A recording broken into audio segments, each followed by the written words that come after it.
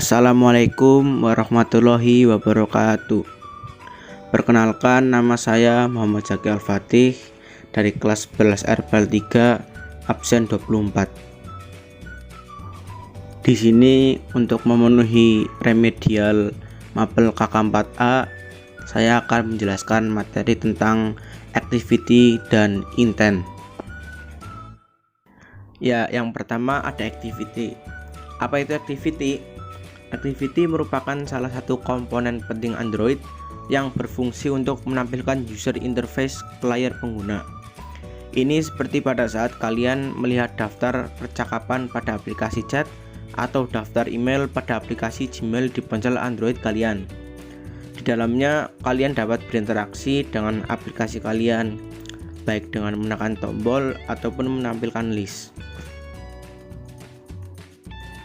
Ya, activity memiliki daur hidup atau life cycle dalam sebuah stack pada virtual sandbox yang disiapkan oleh Dalvik Virtual Machine atau Android Runtime yang bersifat LAS. Ya, di sini ada flowchart yang menjelaskan tentang activity life cycle. Sini yang pertama ada on create. On create adalah kondisi awal pada saat activity baru diciptakan. Biasanya di tahapan ini dilakukan inisialisasi. Kemudian on start. On start adalah saat activity dimulai. Kemudian ada on resume. On resume adalah saat activity dibawa kembali. Biasanya dieksekusi setelah on pause. Kemudian ada on pause. On pause akan dipanggil saat ada activity lain yang terbuka. Misal kita membuka aplikasi WhatsApp, kita sedang berada di activity chat, kemudian kita berpindah ke status, ingin melihat status teman kita misal seperti itu, maka activity chat tersebut akan di pause atau on pause. Ya, kemudian ada on stop. On stop adalah kondisi awal saat activity tidak ditampilkan di layar. Biasanya saat pengguna menekan tombol home. Mungkin kalau di komputer seperti minimize mungkin ya. Jadi aplikasinya tidak terlihat di layar tetapi tidak ter-shutdown secara keseluruhan. Kemudian ada on restart, adalah kondisi saat activity kembali dibuka oleh pengguna. Mungkin setelah di minimize lalu kita buka kembali, di recent task mungkin dibuat besar lagi, itu on restart. Kemudian ada on destroy. On destroy adalah kondisi saat activity dihancurkan pada memori. Mungkin analoginya seperti saat kita meng-close aplikasi secara keseluruhan. Jadi itu seperti di shutdown. Ya, yang kemudian ada intent. Apa itu intent?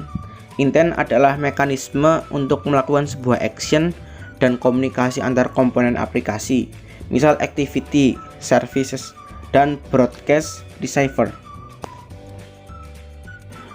Ya, ada 3 penggunaan umum intent dalam aplikasi Android, yaitu yang pertama, memindahkan satu activity ke activity lain dengan atau tidak membawa data. Kemudian menjalankan background service, misalnya melakukan sinkronisasi ke server dan menjalankan proses berulang, periodik atau scheduler task. Dan yang ketiga, mengirimkan objek broadcast ke aplikasi yang membutuhkan.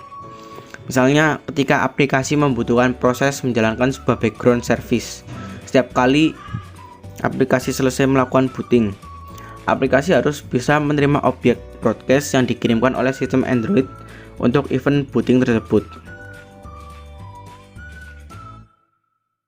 Ya, intent memiliki 2 bentuk, yaitu explicit intent dan implicit intent. Untuk explicit intent adalah tipe intent yang digunakan untuk menjalankan komponen dari dalam sebuah aplikasi. Explicit intent bekerja dengan menggunakan nama kelas yang dituju, misal com.decoding.activity.detailActivity. Umumnya intent ini digunakan untuk mengaktifkan komponen pada satu aplikasi. Mungkin kelas yang dituju mungkin bisa com.stematel.zaki atau yang lainnya. Kemudian ada implicit intent. Implicit intent adalah tipe intent yang tidak memerlukan detail nama kelas yang ingin diaktifkan. Model ini memungkinkan komponen dari aplikasi lain bisa merespon request intent yang dijalankan. Ya, terima kasih. Sekian materi dari saya. Jika ada kata yang salah atau informasi yang salah, mohon maaf. Wassalamualaikum warahmatullahi wabarakatuh.